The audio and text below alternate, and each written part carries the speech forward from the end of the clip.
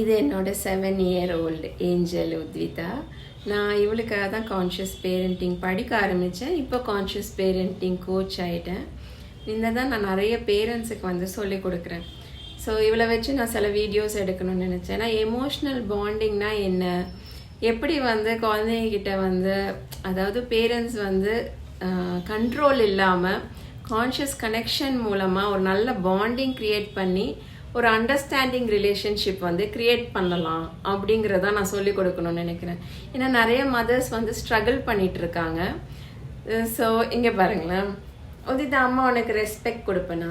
நீ நல்ல ரெஸ்பெக்ட் கொடுப்பியா? நீ திட்டவே மாட்டே, நீ நல்ல கியூட்டா கிஸ் பண்ண. ஸோ வந்து குழந்தைங்க வந்து நம்ம எமோஷன்ஸையும் குழந்தையோட எமோஷன்ஸையும் பிரித்து பார்க்க தெரியணும். ஏன்னா நம்ம குழந்தை ஏதாவது பண்ணால் நம்ம ரொம்ப ட்ரிகர் ஆயிடுவோம். ஸோ நான் கான்ஷியஸ் பேரண்டிங்கில் சொல்லி கொடுக்குறதே வந்து இன்னர் சைல்டு ஹீலிங் தான். ஏன்னா நமக்குள்ளே இருக்க இன்னர் சைல்டை ஹீல் பண்ணும்போது நம்ம குழந்தையோட இன்னும் நல்லா கனெக்ட் பண்ணலாம். அப்புறம் ரொம்ப இம்பார்ட்டண்ட்டான ஆஸ்பெக்ட் குழந்தைக்கு வந்து ரெஸ்பெக்ட் கொடுக்கறது.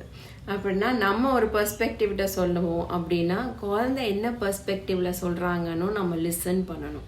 ஸோ அந்த லிஸ்னிங் இது எல்லாமே ஸ்கில்ஸ் தான். இது எல்லாமே எப்படி கான்ஷியஸ் பேரண்டிங்கில் வந்து பில்ட் பண்ணலாங்கிறது நான் சொல்லித்தருவேன். ஸோ உங்களுக்கு கான்ஷியஸ் பேரண்டிங் படிக்கணும் அப்படின்னா என்னோட அப்கமிங் மாஸ்டர் கிளாஸ் ஜாயின் பண்ணுங்கள். இதை பற்றி எல்லாமே நான் சொல்லித்தரேன். தேங்க்யூ.